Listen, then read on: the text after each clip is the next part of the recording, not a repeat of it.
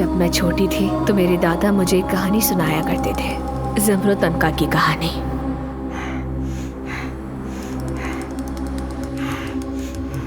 जब अनका को लगता है कि वो मरने वाला है तो वो दरख्त की सूखी शाखों से अपना घोंसला बनाता है। फिर जब सूरज अपनी पूरी शान के साथ निकलता है तो उन शाखों को जला देता है। उसके बाद अनका भी अपने घोंसले समेत जलकर मर जाता है।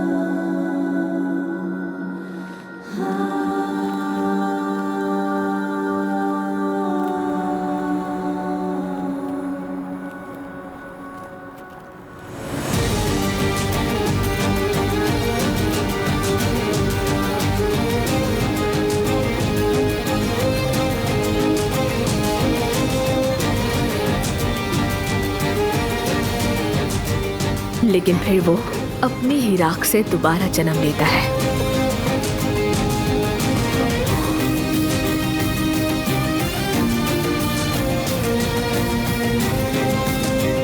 मेरे प्यारे भतीजे आ जाओ।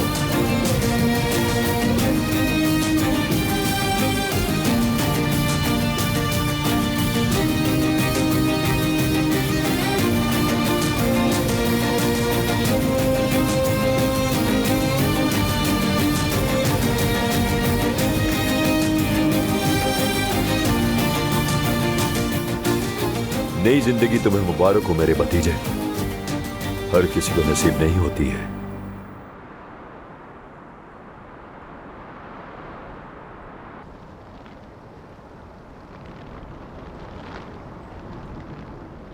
अब तो मौत भी हमें जुदा नहीं कर सकती है। अगर तुम इस दुनिया से चले भी गए तो मैं हमेशा तुम्हारे साथ रहूंगी। मैं एक बार तुम्हें खो चुकी हूँ, दोबारा खोने का हौसला नहीं अब।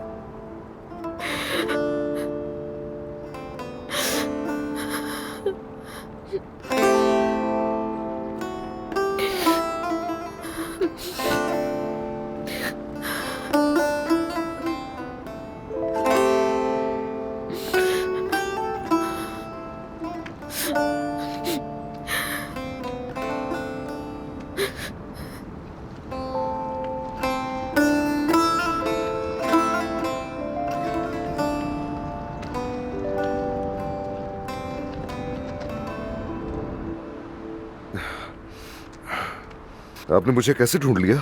ये सब छोड़ो, पहले मुझसे ये पूछो कि चचा आप आखिर कैसे जिंदा बच गए। बहुत बड़ा कारनामा अंजाम दिया है मैंने। अगर तुम्हें बता भी दूंगा ना, यकीन नहीं आएगा। तो फिर बताइए। तो मुख्तसर सुनो, तुम इस तरह के शैतानी मंसूबों को नाकाम बनाने में बहुत माहिर है तुम्हारा चचा।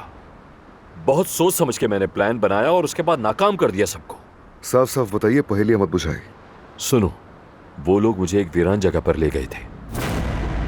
इसके सर पर गोली मारना और इसकी लाश को इसी पानी में फेंक देना। रुको, रुक जाओ, तुम लोग बिल्कुल सही नहीं कर रहे। शायद ये कुछ कहना चाहता है। कुछ भी कहने का कोई फायदा नहीं, तुम्हारी यहाँ कोई नहीं सुनने वाला। कपड़ा हटाओ। खुदा का शुक्र है, शुक्र है खुदा का। मेरी बात सुनो, मरने से पहले बस मुझे वुजू करने दो। बस ये एक एहसान कर दो मुझ पे। पता है क्यों? अगर अल्लाह ने पूछा कि मेरे हुजूर बेवुजू क्यों आए हो, तो पता है मैं क्या जवाब दूंगा? कसम खा के कहता हूँ कि मैंने साफ बता दूंगा कि इन दोनों ने मुझे वुजू करने नहीं दिया था। तुम लोगों को अंदाजा नहीं है मैं कितना गुनाहगार हूँ। वुजू न करने दिया तो मेरे हर गुनाह का जवाब तुम दोगे, और वो भी जहन्नुम में। चलो खुदा के लिए इसके हाथ खोल दो और होशियार रहना। शुक्रिया, अल्लाह जज़ा दे। जानता था तुम लोग इतने बेरहम नहीं हो। बहुत शुक्रिया।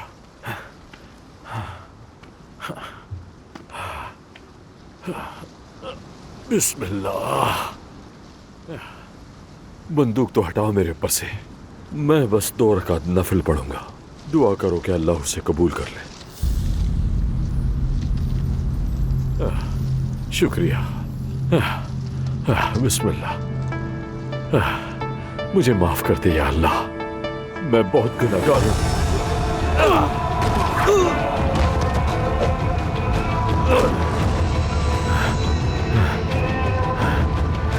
मुझे मारने चले थे कम्बात। कसम से मैं बिल्कुल भी लंबी लंबी नहीं छोड़ रहा। वो 15 आदमी थे और मैं अकेला उनका मुकाबला कर रहा था बिना असले के। मैंने उन्हें इतना मारा कि क्या बताऊं। मारता रहा, मैं मुसलसल मारता रहा एक एक को। मुझे हार नहीं माननी थी।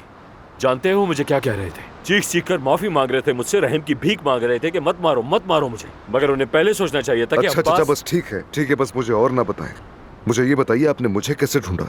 हाँ, अब ये एक अलग कहानी है भतीजे। इस पर तो तुम एक फिल्म बना सकते हो। चाचा। हाँ, बता रहा हूँ, सुनो।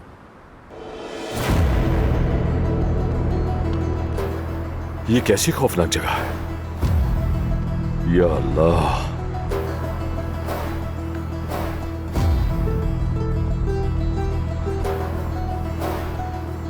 ये क्या हो रहा है?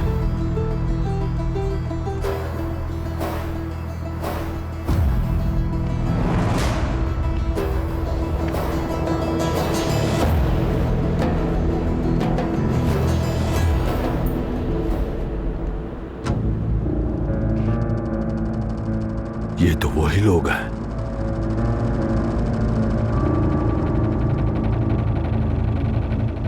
या मेरे अल्लाह, ये अदनान को भी उठा लिया है। इन लोगों में इतनी हिम्मत कहां से आ गई? मैं तुम सबको जला डालूंगा। भतीजे, मैंने अपनी आंखों से देखा कि वो किस तरह तुम्हें ताबूत में डाल रहे थे। फिर इतनी जल्दी मंसूबा बनाया कि शैतान भी नहीं बना सकता था। इंतजार करता रहा उन लोगों के जाने का। मेरे सामने वो लोग खोदते रहे और फिर तुम्हें उस गड्ढे में डाल दिया उन लोगों ने। फिर मैंने इंतजार किया। जैसे ही वो लोग वहां से चले गए, मैं आराम से वहां आया। मैंने बेलचा पकड़ा। उसके बाद फिर मैं खोदता चला गया। मैंने अपनी सारी जान लगा दी। आखिरकार तुम्हें बचा ही लिया। माफी चाहता हूँ मेरी जान, सच में माफी चाहता हूँ, क्योंकि तुम कुछ देर सांसों के बगैर जो रहे हो। उस रब का शुक्र है जिसने तुम्हें बचा लिया। मैं ये एहसान आपका कभी नहीं भूलूंगा। अब मेरी जान आपकी अमानत है। वो हरामजादे हमें बर्बाद करने में लगे हैं। कुछ भी करके उन्हें रोकना होगा। मुझे तुम पर भरोसा है, तुम ये कर लोगे भतीजे। आप फिक्र मत करें चाचा, हम मिलकर उनसे इसका बदला जरूर लेंगे। उनको उनके इस किए का मजा चखाएंगे। ठीक है, लेकिन सोहा का क्या होगा ये बताओ मुझे। आप फिक्र मत करें, उसके बारे में भी सोच लूंगा मैं। बेहतर है कि घर जाने से पहले हम अपने आप को साफ कर लें। डॉक्टर अभी तक अंदर क्या कर रही है? कुछ भी नहीं बता रही है हमें। डॉक्टर, क्या आप हमें आकर बताएंगी कि क्या हो रहा है?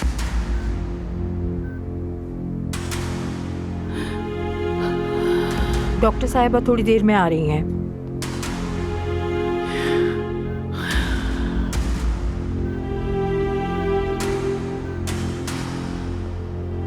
डॉक्टर, क्या वजह है? आप हमें कुछ क्यों नहीं बता रहे? रिलैक्स हो जाए वरना आपको भी दौरा पड़ जाएगा अभी।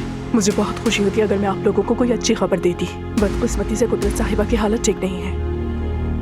ये आप क्या कह रही हैं डॉक्टर? क्या मेरी बहन ठीक नहीं होगी?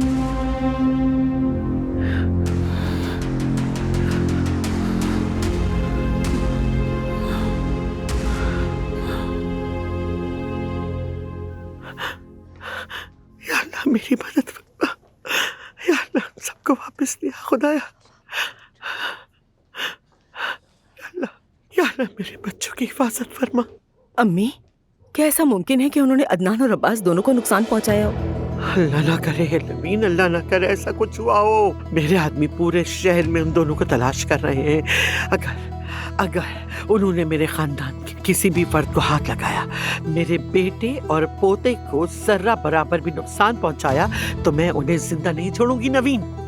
मैं अपने हाथों से उनका गला घोट दूंगी। अम्मी, सोहा भी उनके पास है, वो उसे भी तो नुकसान पहुंचा सकते हैं ना। चुप रहो नवीन, चुप रहो। किसी को भी कुछ नहीं होगा, देख लेना। सब साथ खैरियत के इसी दरवाजे से अंदर आएंगे। अजमत साहिबा, मैं तो अब तक वैसे चुप ही थी, लेकिन आप इस तरह इंतजार करती रही तो देखिए कोई भी वापस नहीं आएगा। आप क्यों पुलिस वालों के पास नहीं जाती? जाकर उनसे बात कीजिए ना, वो उन पर दबाव डालेंगे, वही हमारी मदद कर सकते हैं। हट जाओ मेरे सामने से। तुम्हें क्या हक है मुझे अब्बास और अदनान को ढूंढने का तरीका बताने का? हाँ बिल्कुल है हक मुझे। देखिए मेरी जमरुद भी लापता है और आखिर मैं भी एक माँ हूँ। जैसे आप अपनी औलाद के लिए परेशान हैं, वैसे मैं भी अपनी बेटी के लिए परेशान हूँ। फर्क क्या है? लेकिन अगर आप उन्हें ढूंढने नहीं जाएंगी तो मैं शहर के हर कोने में जाके अपनी बेटी और दामाद को तलाश करूंगी और वापस लाऊंगी घर में। कर ले जो करना है आपने।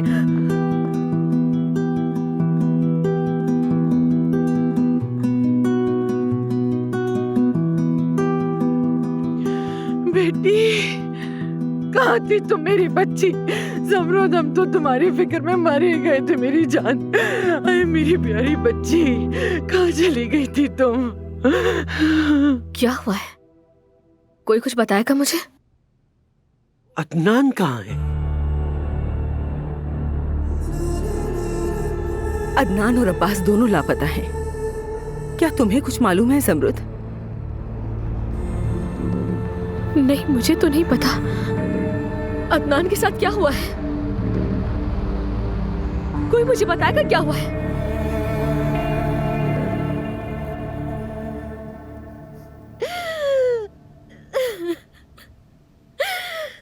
या अल्लाह, कुदरत साहिबा को ठीक कर दे। या अल्लाह, उनकी हिफाजत फरमा मेरे अल्लाह।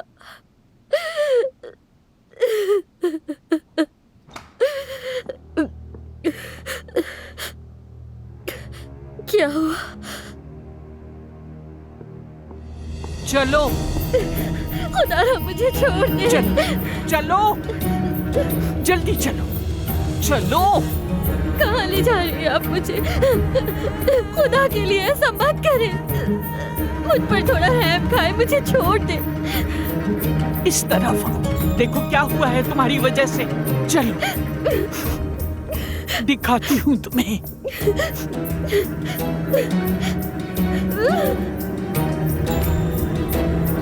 देखो, ये तुम्हारी वजह से हुआ है, तुमने किया है ये। देखा तुमने? मैंने कुछ नहीं किया, ये मेरी गलती नहीं थी। मुझे जाने दे, मेरा कोई कसूर नहीं है। ये हालत तुम्हारी वजह से हुई है, तुम्हारी वजह से। तुम्हारी वजह से ये आखिरी सांसें ले रही। मैंने कुछ नहीं किया, यकीन करें मैंने कुछ नहीं किया है। चुप करो। देखो इस औरत को।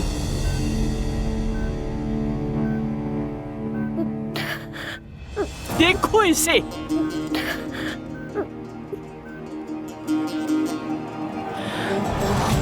मेरी बहन है ये, मेरे दिल के करीब थी ये। जिंदगी भर मेरे साथ रही, हर जगह, मेरे बाप के घर में भी और मेरे शौहर के घर में भी। सिर्फ तुम्हारी वजह से ये दर्द मुझे मिला। तुमने इस हाल तक पहुंचाया, अब तुम ही जिंदगी भर इसकी देखभाल करोगी। अब आज से यही सजा है तुम्हारी।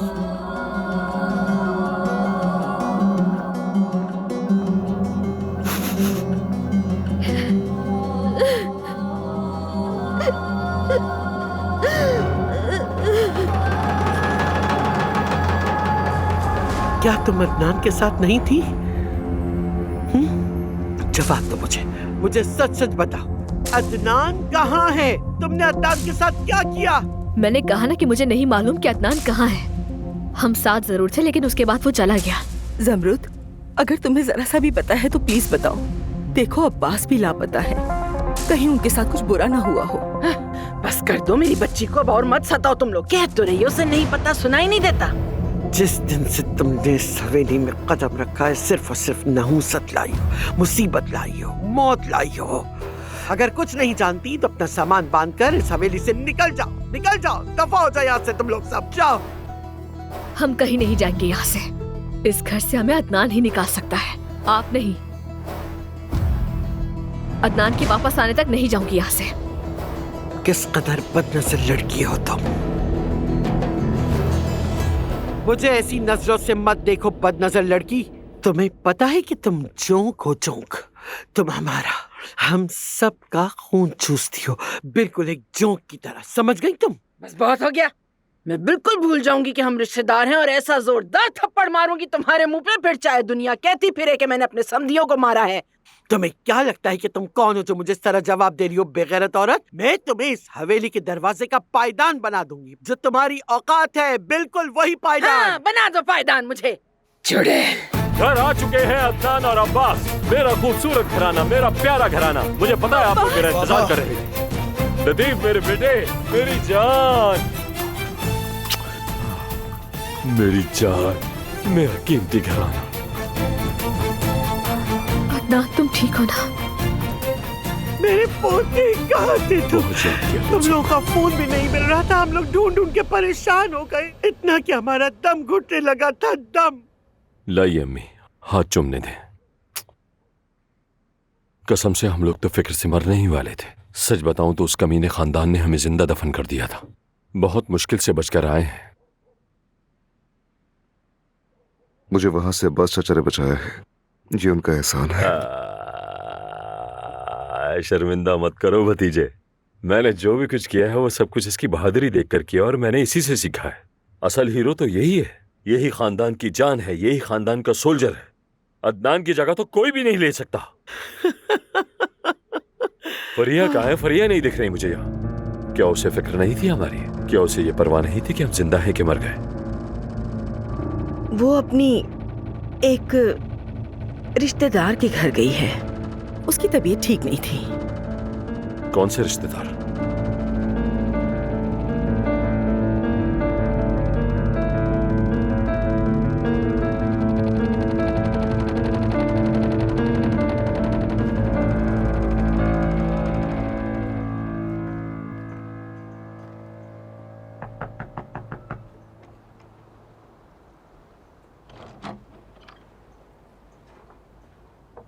आपा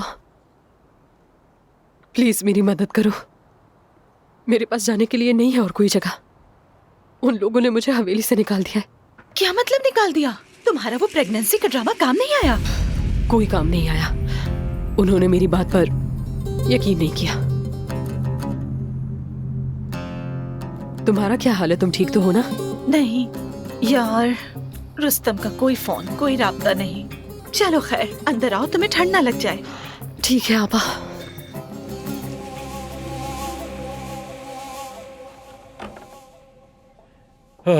खुदा का शुक्र है। अब्बास, मैं ये सोचकर बहुत डर गई थी कि कहीं तुम्हें किसी ने नुकसान न पहुंचा दिया हो। कुछ नहीं हुआ मेरी जान, बिल्कुल ठीक हूँ। देखो तुम्हारे सामने हूँ। अच्छा ठीक है, ठीक है। अब्बास, बोलो मेरी जान। मुझे तुमसे कुछ बहुत जरूरी बात करनी है। तुम्हें जानकर बहुत खुशी होगी। मेरी जान प्लीज मुझे थोड़ा सा वक्त दे दो। अभी मुझे थोड़ा सा फ्रेश होना है, फिर मैं आराम करूंगा। बहुत मुश्किल सूरत हाल से आया हूं मैं।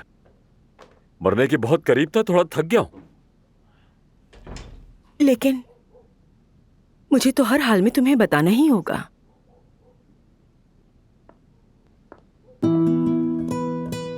इतनी बड़ी खुशखबरी तुमसे कब तक छुपाऊं मैं?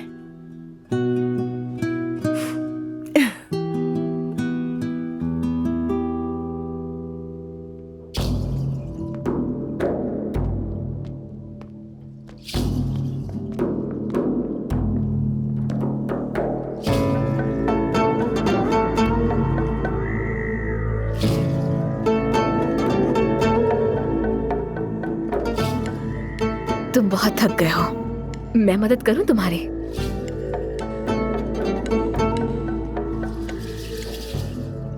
जरूरत नहीं।